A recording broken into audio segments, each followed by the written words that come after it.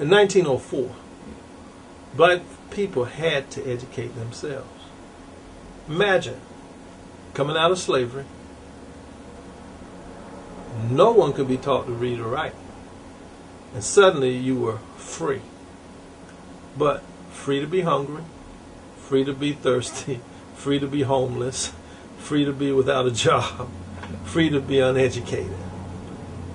There were abolitionists who moved south, and their effort was to provide platforms, schools, where education could take place.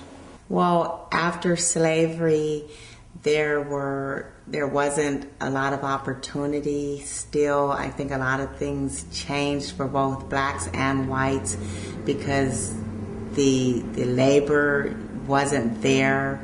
And from what I understand, a lot of the white Americans weren't used to doing for themselves.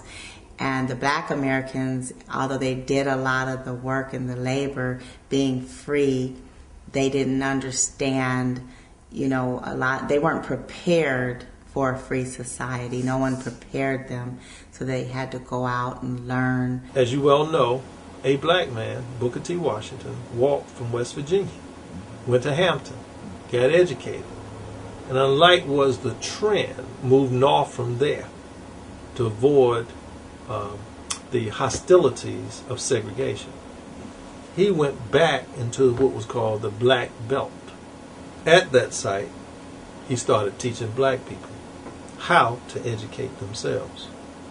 Well, there weren't a lot of opportunities for education, and the opportunities that were there was Hampton, where Booker T. Washington went to school, and that education was, Booker T. Washington formed Tuskegee Institute after their model, and that model had to do with the head, the hand, and the heart, and the head being learning your subjects, your academics. The hand meant that working, building the school, they made the bricks that Tuskegee was, a lot of the buildings, and some of them still stand today. But doing a lot of the work, growing your food, that was the hand. And the heart was giving back. Once you're educated, going back into the community and bringing others along. Washington forged created what I call the Tuskegee program, a set of circumstances that would allow blacks to begin to move forward. And parts of that were, that blacks had to own land, buy land where they could, make agriculture the basis of a self-reliant economy among themselves, and, to accomplish they were in effect attempting to accomplish their liberation, on their own. There was very little assistance. A lot of times people misunderstand him and they say, well, he just wants people to be workers.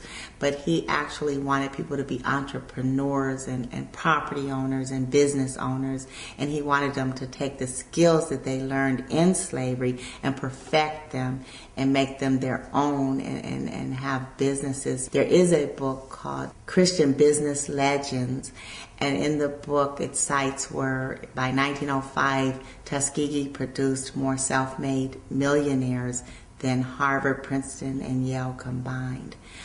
I think, you could say historically, that Washington was the head of this movement for Southern rural black education. Mr. President and gentlemen of the Board of Directors and citizens, 1/3 of the population of the South is of the Negro race. No enterprise seeking the material, civil, or moral welfare of this section can disregard this element of our population and reach the highest success.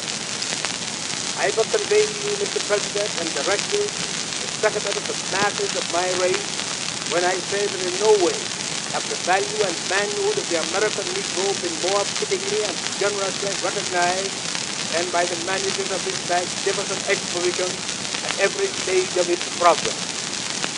It is a recognition that will do more to cement the friendship of the two races than any occurrence since the dawn of our freedom.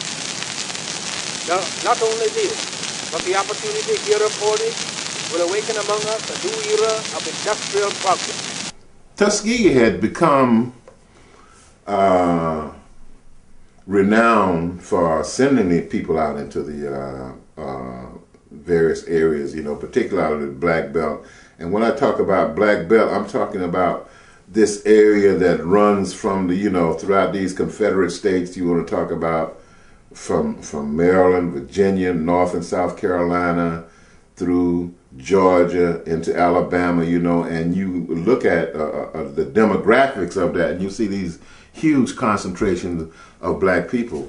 So Edwards began to develop an educational program that combined what Tuskegee had to offer, Washington's program, but he also began to develop a very rigorous academic program here, so he felt that the unity of those would forge people more capable of going out and, founding these schools, building this Southern rural education movement, So the black people weren't crazy. They just were uneducated.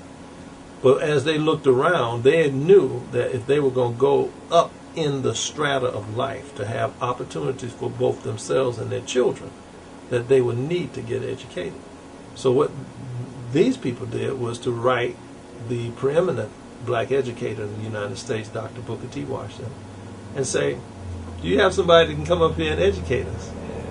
Snow Hill, at that particular point, was sending out as many youth into the areas as well as Tuskegee. You had McDuffie, Tiny, and Emmanuel McDuffie. So he sent them to Laurinburg, and they were able to put a school in Laurinburg. Well, what we were told is that Booker T didn't have anyone that was particularly prepared to open a school. So he went to his prodigy student, Mr. Edwards, went down by Buckboard to Snow Hill and said, hey, William, who do you have? Do you have anybody that could go to North Carolina to open a school? And he found two people who were willing. Those two people were my grandparents, Emmanuel Monty and Tiny Etheridge McDuffie.